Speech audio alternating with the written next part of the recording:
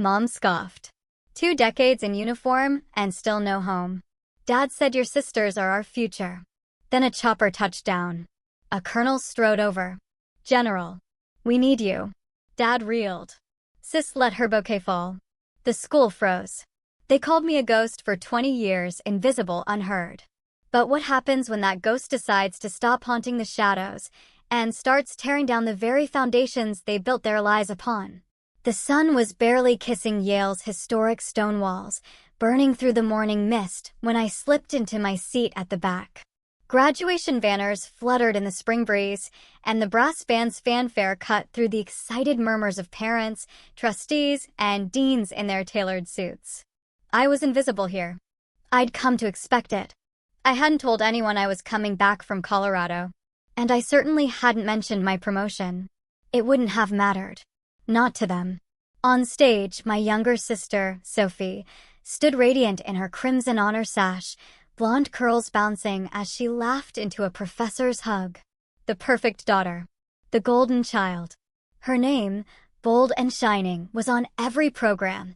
Sophie Heil, magna cum laude, the future of global finance. I glanced at the program folded neatly in my lap. My own name? Nowhere. Claire Morgan. Invisible. She looks radiant. My mother cooed a few rows ahead, loud enough for nearby heads to nod along. Our Sophie, always destined for greatness. My father gave a tight nod. She's everything we hoped for, he said, his voice dropping just low enough for plausible deniability, but loud enough to sting, unlike others. I exhaled slowly through my nose. I didn't flinch. I'd spent too long learning how not to flinch. A moment passed.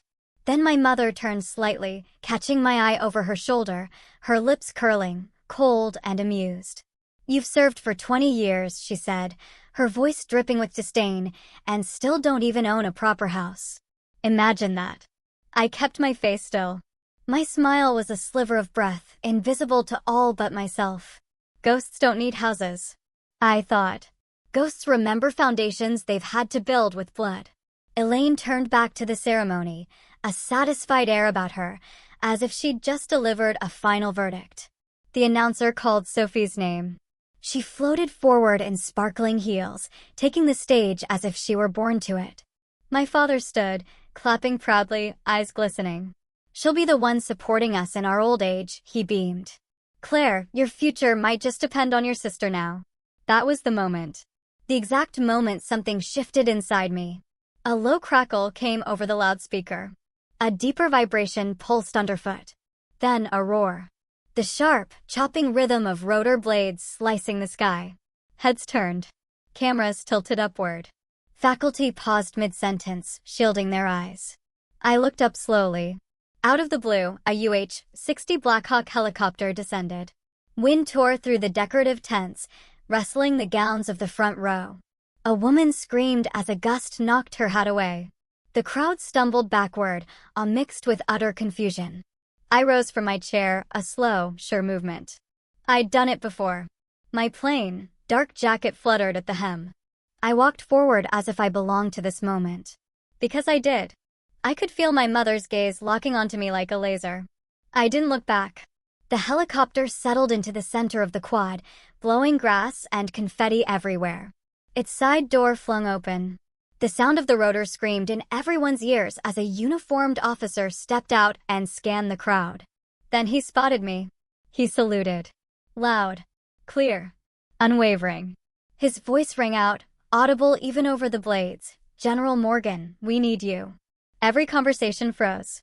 My father's jaw dropped. Sophie's bouquet slipped from her fingers, hitting the ground in slow motion.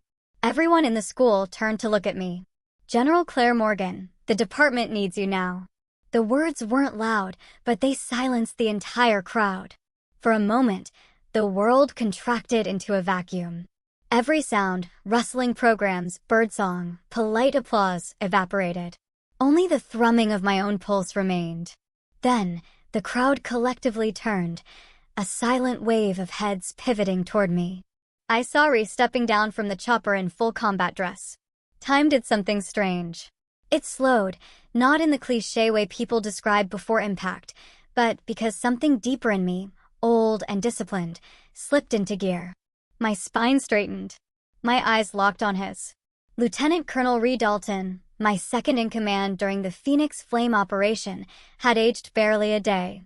But the silver in his hair, the hard lines etched around his mouth, those weren't from time. They were from what we had both seen, both done. Things no one here would ever understand. He came to a crisp halt 10 feet in front of me and saluted. "Ma'am, Colonel," I replied, returning the gesture. We were surrounded by civilians, professors, alumni, a sea of Yale blue robes. Ree might as well have landed on Mars. The absurdity only heightened the reverence. No one laughed. No one moved. The Yale president, a portly man in thick spectacles, hurried across the grass, gown flapping, his brow damp, his smile twitching nervously as he reached us. "General Morgan, forgive me. I wasn't informed we had the honor of your presence today." I nodded once, my face unreadable. It wasn't announced. Ree stepped forward, offering the man a thick envelope. "Orders from the Department of Defense. It's customary to present commendations in private, but under the circumstances, they requested a field presentation." The president opened the envelope with trembling fingers. I could see the seal even from here, Defense Meritorious Service Medal, plus attached clearance tags. His eyebrows shot up. Yes, of course." The murmurs grew louder. I felt them pressing in from every direction. Parents whispering. Students gaping. Camera phones slowly rising. Elaine stood now, fingers clenched around her handbag. Robert's eyes were narrowed, calculating. Sophie. Sophie looked like someone had poured ice water down her back. Her smile faltered, but she held it. Barely. Reese turned toward me again. His voice dropped. "They're not just honoring you," he said quietly. "This is a tactical move. Someone's been using your credentials." My eyes widened. "What do you mean?" He leaned in, and the words hit harder than any gunfire I'd faced. "Someone's been authorizing defense funding accounts under your ID. Procurement logs, black budget access. Small enough to slip past oversight. Until it wasn't."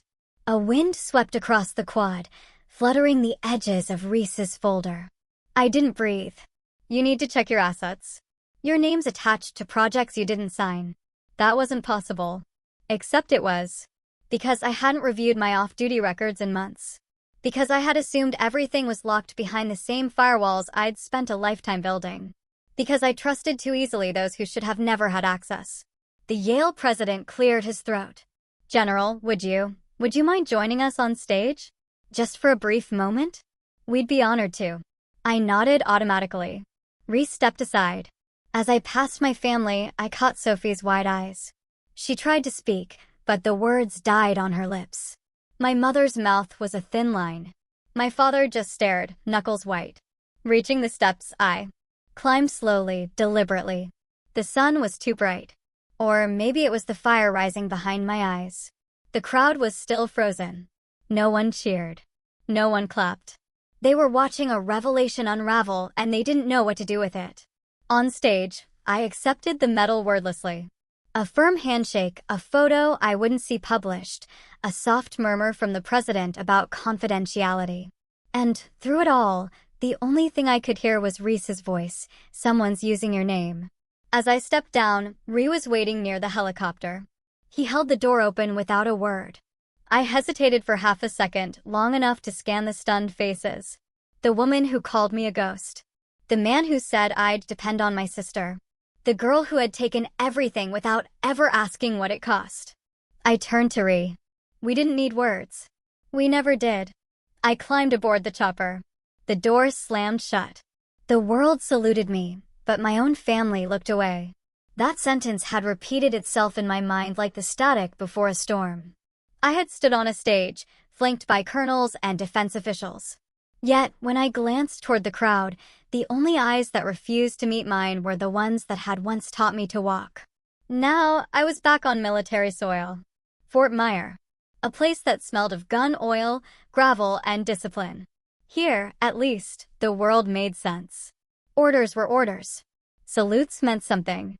No one here questioned why I was addressed as General Morgan. Ree led me through a side corridor beneath the admin wing, his tone brisk. I flagged your name through internal security, he said. 2 hours later, I had a ping. Something odd. We entered a plain gray office. No flag, no medals. Just a table and 3 folders stacked with precise symmetry. This, he said, flipping the first one open, was initiated in 2016. A line of credit tied to your Department of Defense ID. It passed the most advanced verification protocols we had at the time. He slid the contract toward me. It bore a near-perfect replica of my signature. I didn't sign this, I said, my voice cold.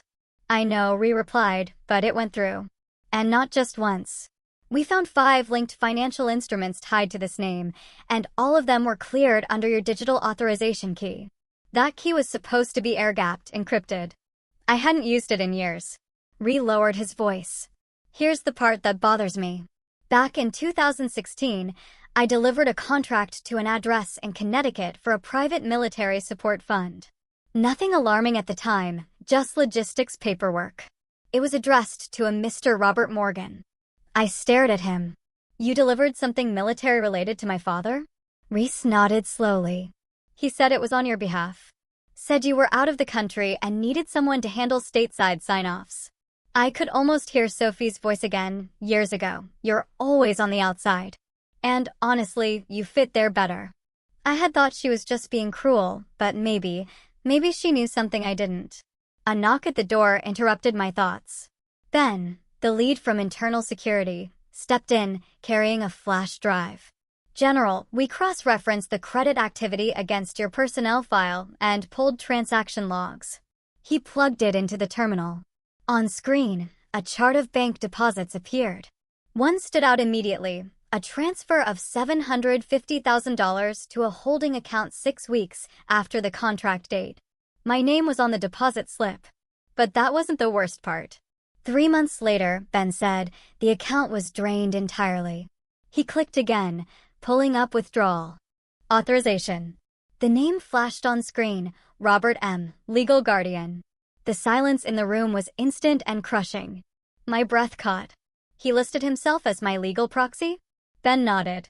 Yes, ma'am. He filed paperwork using your military file. Stated you were deployed in a classified theater and unable to manage personal assets. I pressed my hands flat against the table. Was there a notarized signature? There was. It matched state records from Connecticut. For a moment, my mind tried to rationalize. Maybe it was a mistake. Maybe my father had truly believed he was helping. But deep down, I already knew better. Robert Morgan didn't do favors. He did transactions. Ree reached across the table, placing another folder in front of me. This company, he said, was the receiving party of the funds. It's a Delaware shell firm. We started investigating them for tax fraud in 2021. We just never linked it to you until now. The folder showed the company's name, Mort Holdings. Cold fear trickled through me. Mort had been one of the contractors used in our humanitarian logistics mission in Northern Africa. They were infamous for billing triple for diesel shipments and claiming lost cargo that never existed. I had flagged them years ago in an internal memo, and now my name was tied to them financially. My voice came out low. He used me.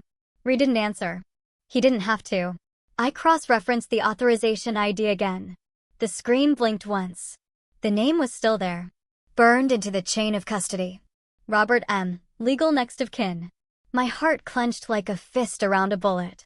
He borrowed my name, then buried it in silence. I sat by the window, watching the soft drizzle streak down the glass, each drop catching reflections of the amber lights on Constitution Avenue. Washington in the spring carried a quiet kind of gloom, one that crept under the skin and settled in the bones. And tonight, it mirrored my own unease. The apartment was temporary, arranged through the department, sparse, cold, and too quiet. I hadn't unpacked. My duffel bag sat slumped in the corner like a reluctant guest. 30.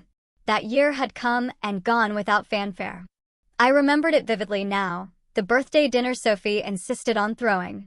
I waited at the table for hours, sipping a drink I didn't want, staring at the empty seat across from me. Robert had sent a text, caught in a board meeting. We'll call tomorrow. He never did. Now I understood. The board meeting was likely a transaction, possibly one conducted in my name. The doorbell buzzed. I stood, spine straightening. I'd never met Angela Ruiz in person, but she came highly recommended, a civilian attorney who had once taken down a non-profit CEO for stealing his brother's veteran disability checks.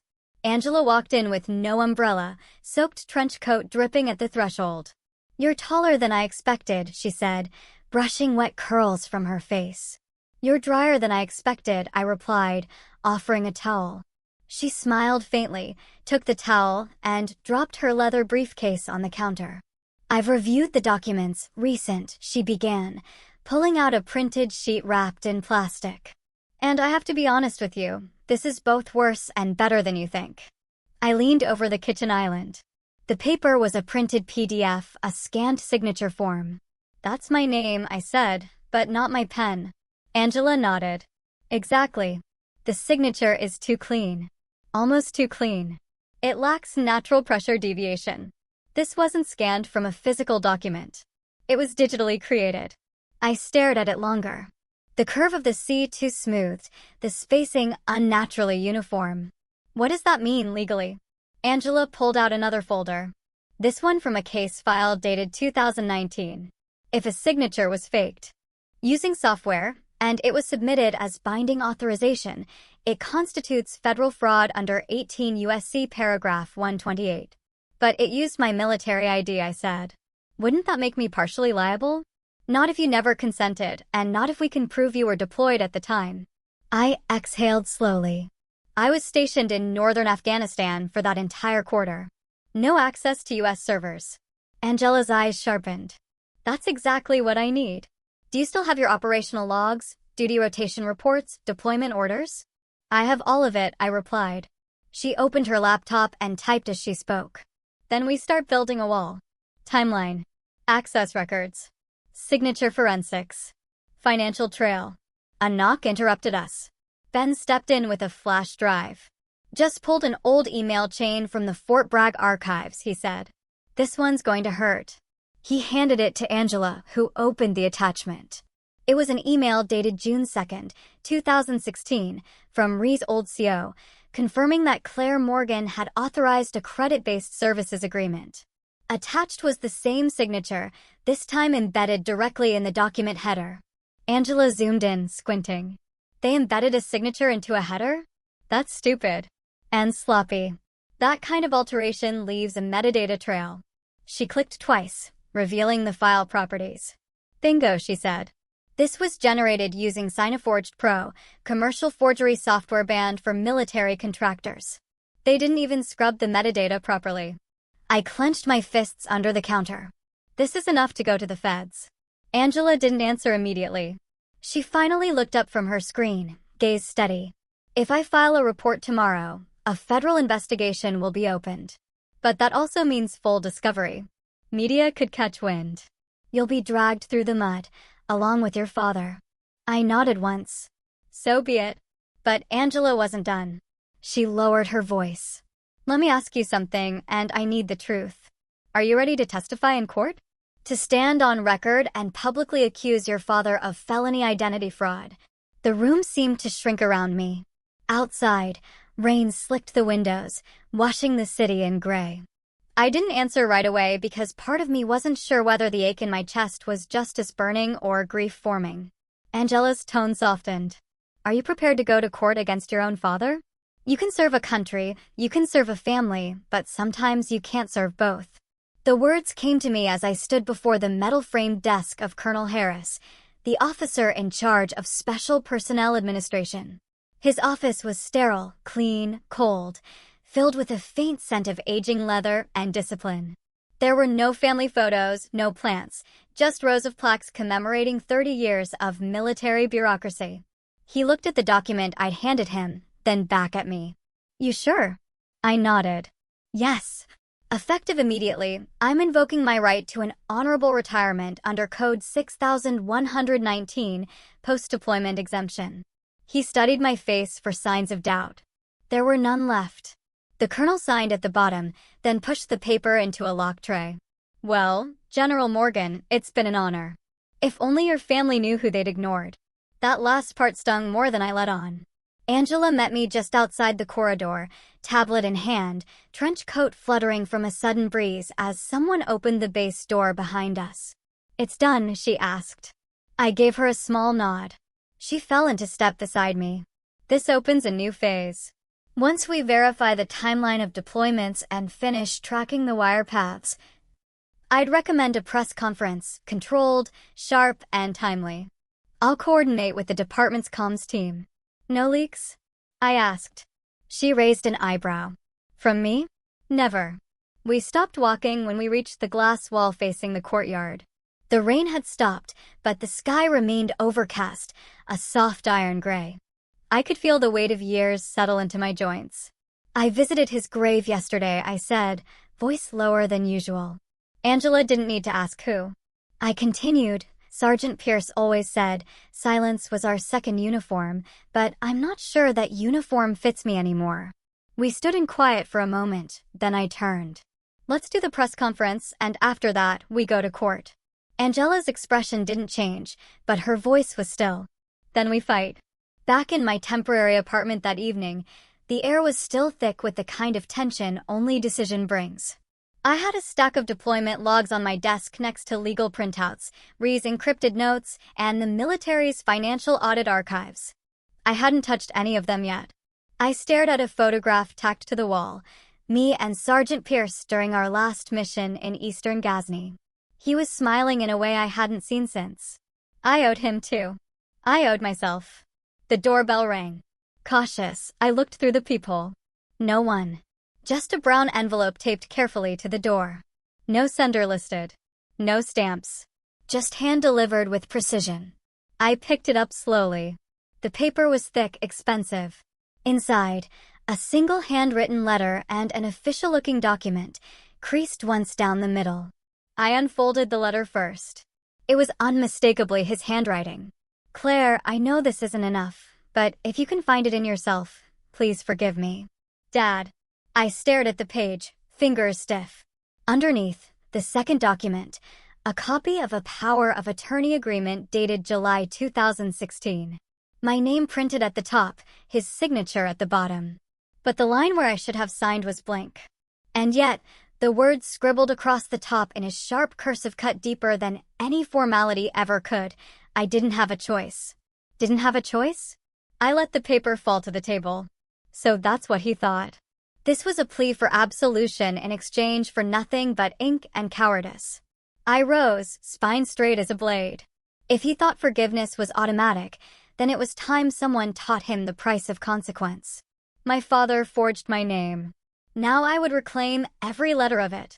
The conference room inside Ruiz and Associates smelled faintly of toner and fresh coffee. The windows looked out over the chaotic heart of DC, but we were sealed in, me, Angela, Ben, and Jordan Lee. It was early June, the kind of humid morning where the air already felt weighed down by secrets.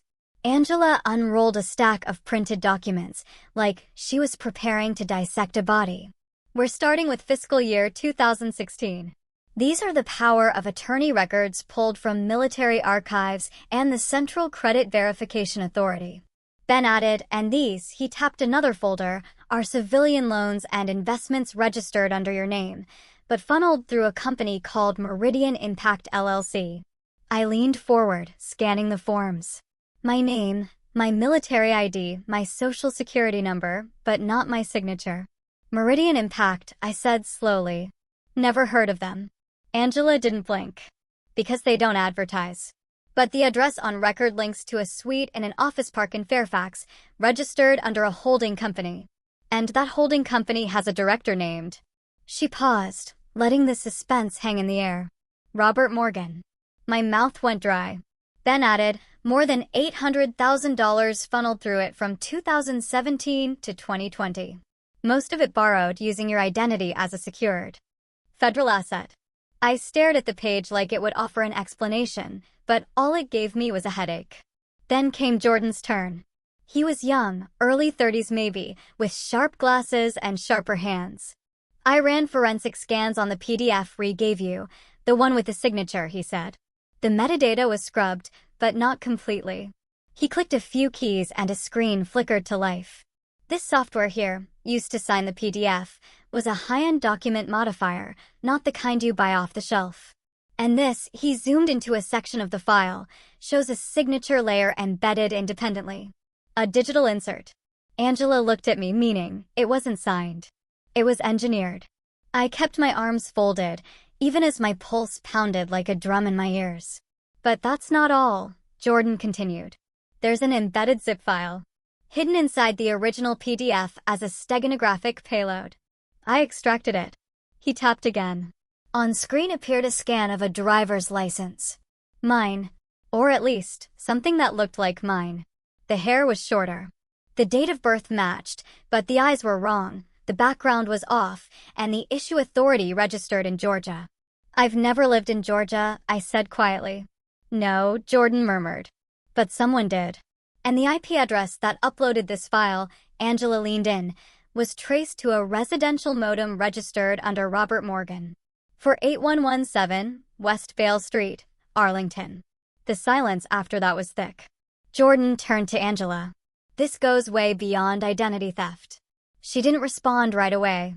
Her gaze was locked on the screen. When she did speak, her voice was almost too calm. If he forged a military-grade ID, this isn't just fraud. It's a federal felony. Class C, minimum 5 years. I stood slowly, pushing back from the table. My hands trembled. Not from fear, but from fury honed into stillness. My entire life had been a series of silences. Medals earned in deserts no one could spell. Orders followed in shadows. And now I had to go public. Not for glory, but for justice. I want everything, I said. Every document, every file, every name. We build the case. And we don't stop until the last lie burns. Angela nodded once, as if sealing a pact. Ben whispered something I couldn't hear. Maybe it was a prayer or a curse.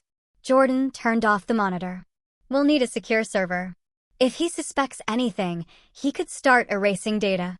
Angela then looked at me and asked, as if for confirmation one last time, Claire, are you ready to go all the way with this? I met her eyes. I'm ready to bury the past. But even as I said it, a strange hollowness echoed in my chest. I wasn't sure if I was speaking from strength or from the aching realization that the only family I'd ever had just crossed a line no blood could clean. Angela then whispered, almost to herself, but loud enough for all of us to hear, if he forged even the ID, this isn't just fraud anymore. It's a federal crime. The world saw him as a philanthropist. I saw him signing my name with poison. The restaurant Elaine chose overlooked the Potomac. All glass walls and silk napkins folded like origami. It was the kind of place where everything sparkled, glassware, conversation. Even the smiles were lacquered with formality. A place for people who never had to clean their own messes. I hadn't seen them all together like this in years. Elaine sat at the head of the table, her posture regal, a flawless pearl necklace wrapped twice around her throat. Robert took the seat beside her, navy blazer pristine, cufflinks glinting with the Morgan family crest. Sophie sparkled too, elegant in ivory silk, her hair swept up, her lips tinted wine red. Her guests, some young diplomats, an advisor from the World Bank, a lobbyist or two, drifted between flattery and champagne. I was a ghost in dress uniform. Quiet, polished, watching. They toasted to Sophie's upcoming post at the World Bank, her vision for change, her unwavering sense of duty. I listened, letting the praise wash over her in waves, words I'd once wished to hear for myself. Elaine gestured toward me with an almost charitable smile. Claire decided to join us. We're honored. The table nodded politely. No one asked why I'd been gone, or where I'd been, or why my medals glinted faintly beneath the folds of my formal blazer. I waited until the third course, roasted duck plated like art, before I said casually, Dad, do you still remember a company called Meridian Impact? The knife in Robert's hand paused mid-slice. Just a flicker. But it was enough. He didn't look up. Should I? I smiled faintly. It came up. Old paperwork. Thought it sounded familiar. Elaine set down her wine. Claire, we're celebrating tonight. No shop talk, darling. Sophie tilted her head. Meridian? What is that? Sounds like an NGO. I turned to her. You'll love it. They claim impact, hide liabilities. Very modern. Robert dabbed his mouth with a napkin. Let's not bore our guests. But I saw the tremor in his hand. Subtle, almost imperceptible. A shiver that traveled from knuckle to stemware. I let silence do its work. Then I reached into my small clutch and pulled out a box. Nothing grand, just a smooth black velvet case, the kind given at military commendations or retirement ceremonies. I slid it across the table to Sophie. She blinked. What's this? A gift. From one sister to another, I said. She opened it slowly. Inside was a silver bracelet, simple, understated, but engraved along the inside were 11 characters. 13 Bravo, 62 Claire. My deployment ID. What does this mean? Sophie asked, brows drawing together. It's a reminder, I replied, sipping water. That names matter. And that even buried things leave traces. She looked puzzled. Robert didn't move. Elaine forced a tight laugh. Claire always had a flair for metaphor. The rest of the dinner limped on, pauses too long, glances too sharp. Sophie looked at me differently now, not with her usual superiority, but with a flicker of confusion, maybe even unease. Dessert was served. Coffee followed. Conversation wandered, but the air never relaxed. As we stood to leave, I walked past Robert's chair, heels clicking like warnings. I stopped beside him. He didn't look up. I bent slightly, just enough for him to hear me clearly over the gentle hum of the restaurant's string quartet. I didn't come here to apologize, I said softly. I came to remind you I'm still alive. Then I turned and walked out, leaving behind the polished crystal, the curated smiles, and the tremble in my father's hand that had nothing to do with age. And for the first time since this all began, I felt the scales start to shift, just slightly, but unmistakably. Families build legacies, but mine built a fortress of lies. The room we called the war room wasn't much more than a converted storage space inside Angela's firm. Bare walls, one long table, 2 whiteboards now cluttered with arrows, dates, and initials. But this was where things finally stopped being abstract. This was where we drew battle plans. Angela stood at the center, flanked by Jordan and Ree. A digital projector cast images across the wall, transaction logs, contract scans, calendar entries, my timeline. We've tracked 27 financial entries under your name between 2016 and 2021, Angela said. All of them while you were deployed Germany, Belgium, Djibouti. Not a single physical presence from you stateside. I nodded. I never authorized a single one. Jordan added, each contract file was digitally signed. Same metadata pattern, same server origin. Whoever did this got comfortable reusing the tools. Angela circled 2 specific dates on the whiteboard. February 3rd, 2018. July 12th, 2020. Both correspond to injections of capital into Meridian Impact. Both times, Claire was abroad. I stepped forward, eyes scanning a folder Jordan laid out. We need a witness. Someone from inside. Angela responded before I could finish. Already working on it. Deborah Chan, former accountant at Meridian. She left in 2021, agreed to meet. The meeting took place in a quiet conference room late that afternoon. Deborah was in her late 40s, soft-spoken but precise. Her hands trembled slightly as she opened her old work laptop. I kept copies, she said. Some things never sat right with me, especially the contracts that were signed before they were dated. Angela leaned in. Did you ever see the name Claire Morgan? Deborah nodded several times. The first was a fax sent from Robert Morgan's office directly to our internal server. It had a signature already on it. No initials, no trace routing. It felt off. Did you say anything at the time? I asked.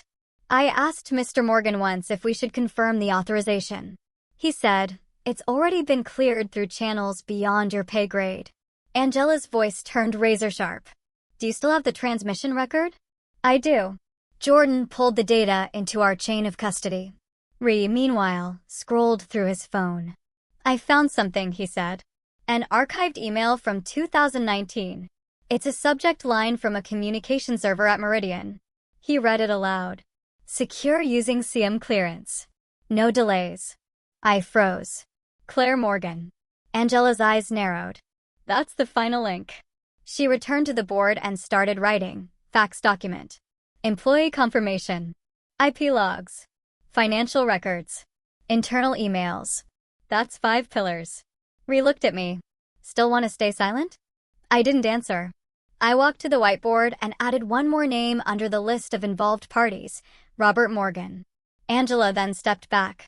Her voice was measured, but iron hard. We have enough now.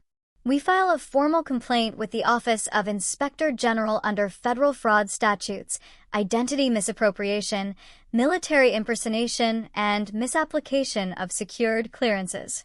The room went still. Even the projector's hum seemed to hold its breath. I sat slowly, the gravity of what we were about to do settling into my spine like steel. For years, I had let silence protect them. For years, I had told myself family ties were sacred. But what they'd built wasn't a family. It was a firewall meant to shield deceit. Angela turned to me. You ready? My hands were calm now, my voice clearer than it had been in months. Send it. She gave a single nod and opened her laptop. A few minutes later, she hit submit on the Department of Defense Inspector General Hotline portal, a formal federal request for civil investigation into fraudulent activities tied to Robert Morgan and the misuse of military identity. It was done. And for the first time in a long time, I didn't feel like I was fighting alone. He built a fortress, but I found the cracks. It started with a headline, Morgan Family Rift Raises Eyebrows Over Veterans' Sudden Allegations, printed in fine serif across a double spread in Financial Insight Weekly. Someone had slipped the story in between columns on economic recovery and corporate board appointments. But I saw it. And so did half the city. The article was laced with terms like unsubstantiated claims, family dispute, and a former military officer whose allegations coincided suspiciously with the state restructuring. They didn't use my name outright, but it didn't matter. The photo did that for them. A cropped image from my Yale appearance, the moment I stepped toward the helicopter. Sharp uniform, cold stare. The kind of picture that begged for controversy. Angela tossed the magazine onto the conference table. This was deliberate. I scanned the byline. Maxwell Denton. Financial gossip masquerading as analysis. Guess who Maxwell used to ghostwrite for? Angela continued, her tone bitter. One of Robert's old business partners.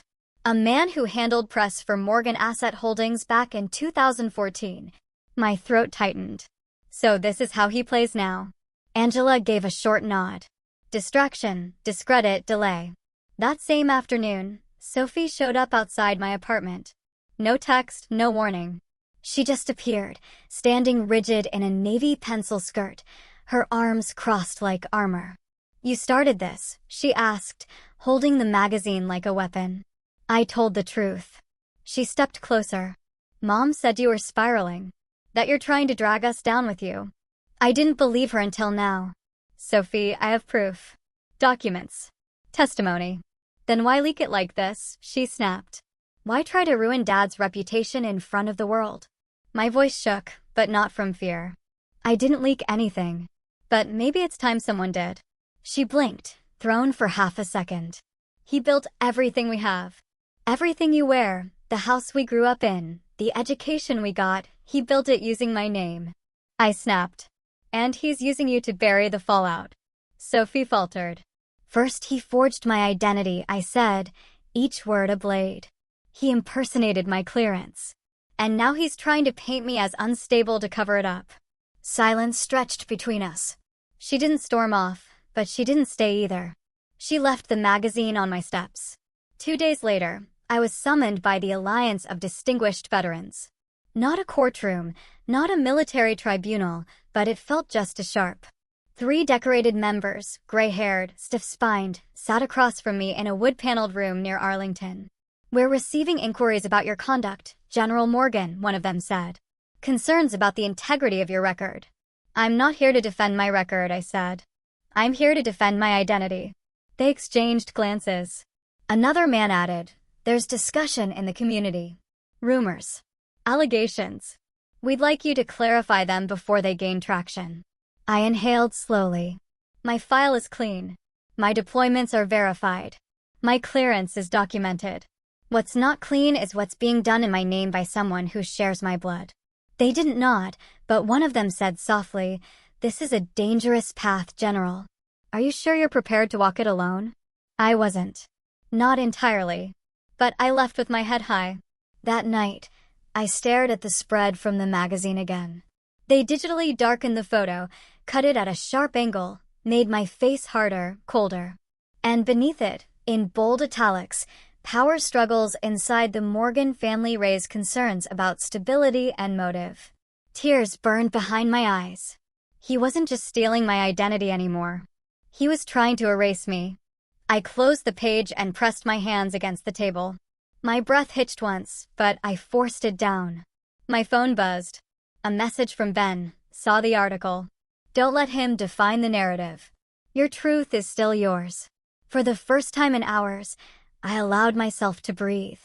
And then, I opened my laptop. If Robert Morgan wanted a war, he was about to find out what kind of soldier he'd created. When the world turned against me, I remembered who I was, a soldier. And soldiers don't run. The air at Colorado Springs was thin but sharp, just like I remembered. It had been 6 years since I last stood on the tarmac of Fort Carson. Back then, I was boarding a plane bound for Djibouti. Today, I came to reclaim something no plane could carry. Lieutenant Colonel Griffin met me outside the Records Division. He was older now, silver brushing the edges of his buzz cut, but still straight-backed, still exact. "Claire," he said, offering a hand. "Didn't think I'd see your name in whispers again, but I read between the lines." We sat inside a low-lit archive room, the kind that smelled of old ink and varnished wood. Griffin slid a black folder across the table. "This is the log of your active operations from 2016. Deployment codes, base access, sign-in timestamps. Every move." I flipped through the contents. My boots were on Romanian soil on April 9, 2016, attending joint NATO exercises. That was the day Meridian's fraudulent contract was allegedly signed in D.C. I circled the line entry. This is the nail. Not the only one, Griffin added, producing a small drive. "You were flagged in a secure line call that year. It was reviewed by compliance, but never elevated. Might be relevant now." Angela connected the drive to her secure laptop. Static buzzed for a moment. Then a voice calm, familiar, filled the room. "She's deployed. Doesn't need to be involved. I'm her legal proxy. We'll push it through." "No, she won't know. She trusts me. I'm her father." My stomach twisted. It was him, Robert Morgan. In his own voice, justifying identity fraud. Angela's face was pale. "That's it. He declared himself your guardian, despite you being an active duty officer with no legal restrictions. Is this admissible?" I asked. She nodded slowly. "If we can verify the chain of custody, and we can, it's damning." Re-entered then, carrying a manila envelope. "Final piece," he said. "Internal report from 2017. Someone raised a red flag at the Department of Military Financial Operations about discrepancies in a contract using your clearance code. The case was buried. The reviewer was transferred a month later." Angela pieced everything together. Timeline. Audio. Deployment logs. Financial trails. Witnesses. Digital forensics. She looked up at me. "We're ready." My hand hovered over the confirmation form, an official statement of accusation addressed to the Federal Department of Defense Inspector General. My name, my rank, my voice. Major General Claire Morgan formally accuses Robert Morgan of identity fraud, misrepresentation, and unauthorized use of military classification access for personal and financial gain. My pen scratched across the page. It felt like armor. Angela sealed the folder. "We'll submit this with the full evidence package. They'll have no choice but to act." Just then, her phone buzzed. She picked it up, listened, then nodded sharply. "They've agreed. The case will be heard publicly at the Federal Civil Review Board in D.C. When Angela met my gaze. July 14th. That was less than 3 weeks away, she added, quieter now. And he'll be required to appear under subpoena. I closed my eyes, letting the weight of it settle. 7 years of silence, of wondering if I was crazy, of questioning my worth to the very people who raised me, now condensed into one date. My fingers curled into fists. This wasn't just about reclaiming my name anymore. It was about making sure no one ever carved theirs into me again. I didn't need their validation, but I would make them witness the truth. The federal hearing room was colder than I expected. Not by temperature, but by tone. Beige walls, frosted glass, dull carpet, and a solemn circle of authority. There were no sweeping gestures or raised voices here, only the quiet echo of consequence. Angela adjusted her lapel mic. I stood to her right, in uniform. Robert sat directly across, flanked by 2 defense attorneys in gray suits. Sophie was next to him, shoulders drawn in, eyes flicking between us and the silent observers. She looked like someone who had just stepped onto a battlefield without knowing a war had been declared. The lead commissioner tapped the microphone. This preliminary review will assess the validity of claims brought forth by Major General Claire Morgan regarding identity fraud, abuse of classified credentials, and financial misconduct.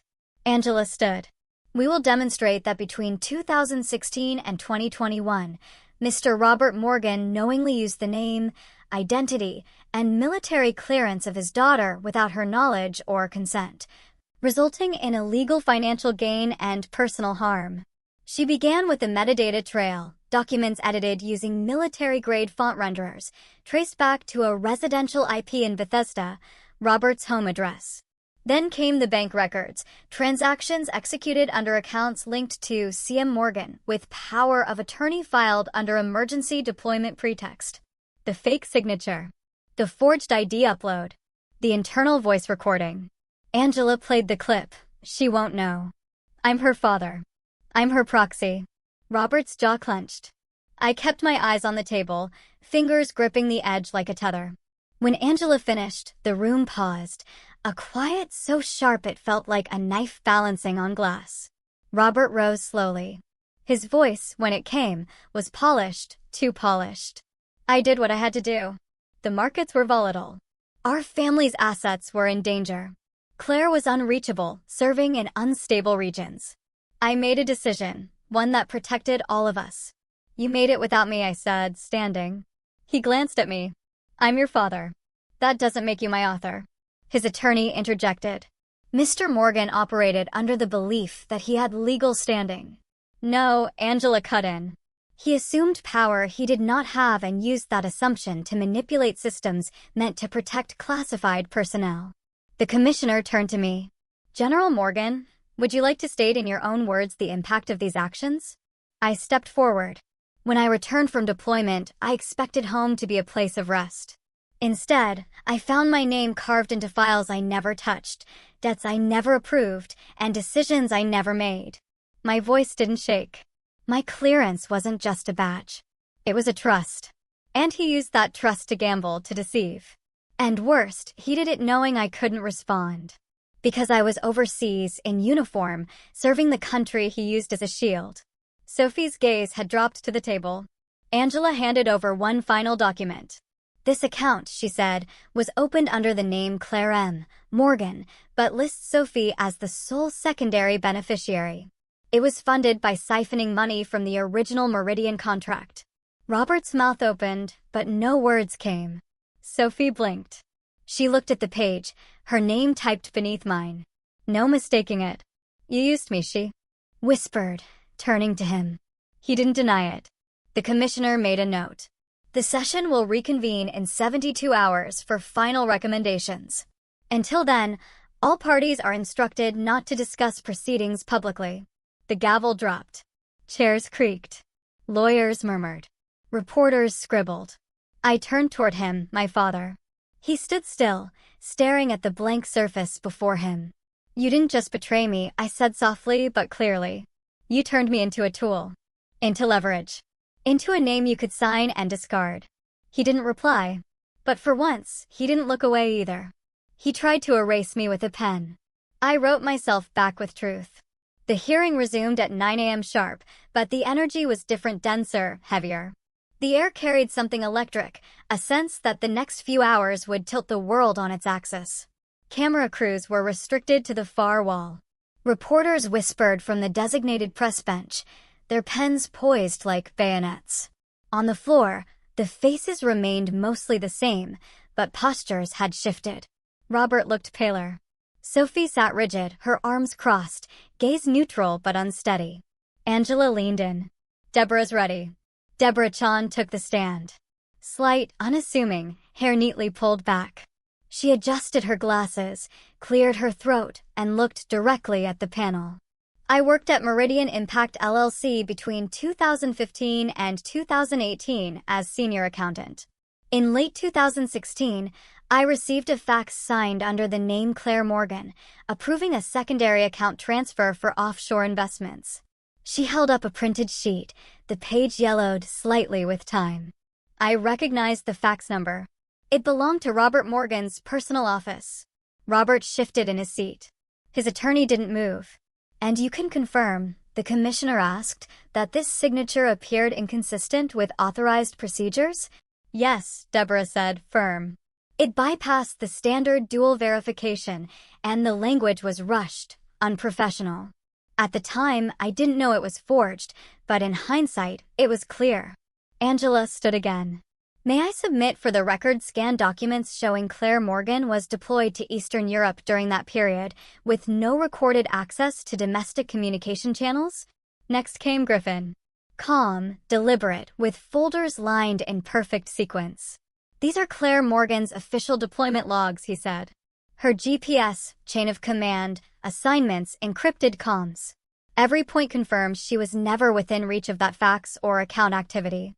He paused, letting the silence give weight. "Furthermore, this document," he handed Angela a sealed envelope, "contains an internal memo flagged in 2017. Subject line, CM fallback liability, emergency use only." Angela read the line aloud. The room tensed. "This phrase," she said, "is used exclusively when a civilian attempts to use classified personnel data to shield financial risk. It's a red flag, one that was buried until now." Robert stood abruptly. "I'd like a recess," he said, voice sharp. His attorney looked startled. "Robert, I said I want a recess now." The panel exchanged glances. The lead commissioner frowned. "On what grounds?" Robert leaned into his lawyer, whispered something, then sat back and said nothing.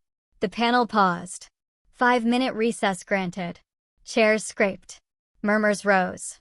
But no one left. Angela leaned toward me. "He's folding."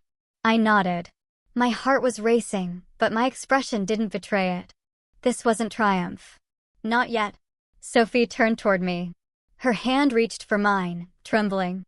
"How long have you known?" she whispered in our native tongue. "How long have you known?" Her eyes weren't angry. They were lost, softened by a realization so sharp it cut without bleeding. I didn't answer right away. Instead, I closed my fingers around hers. For once, not as a soldier, not as a witness, but simply as her sister. Truth doesn't always bring peace. Sometimes it just brings silence. The world didn't explode. It simply stopped. 1 week after the hearing, the Justice Department announced formal charges: identity theft, federal fraud, abuse of classified access, and obstruction of military records. Robert Morgan's name was stripped from the advisory board of the National Finance Committee by noon the same day. His assets, over $17 million in investments and property, were frozen under a federal motion to prevent asset dissipation. Every financial outlet that had once praised his philanthropic legacy now dissected the rot beneath it. Articles with words like betrayal, disgrace, and deception flooded the media. The image of a man once applauded for advancing trust in defense finance partnerships was now reduced to a still frame: Robert exiting a federal courthouse, expression unreadable, hands empty. But the headlines didn't mention me. Angela respected my decision. No interviews, no statements. The Army had released a quiet statement confirming the legitimacy of my service record, but my name was not pushed into the spotlight. I asked them not to, because I didn't want the world to know my father had stolen from me. I wanted him to know he could never do it again. Sophie called 3 days after the verdict. She didn't cry. She simply said, "I've given my resignation." I can't sit in that office knowing how I got there. She moved into a friend's apartment uptown. Elaine didn't protest. The last time they were seen together in public was at a silent charity auction, both looking in opposite directions. I stood alone outside the old Morgan residence on Westchester Lane. The front hedges were trimmed the same way they always were. The windows sparkled, but the lights inside were dim. Ree had offered to drive me. I declined. Angela had asked if I wanted to release a formal statement of closure. I declined that too. Closure wasn't something I believed in.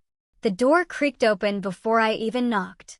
Inside, the silence wrapped around everything like dust. The grand piano was gone. The family portraits had been taken down.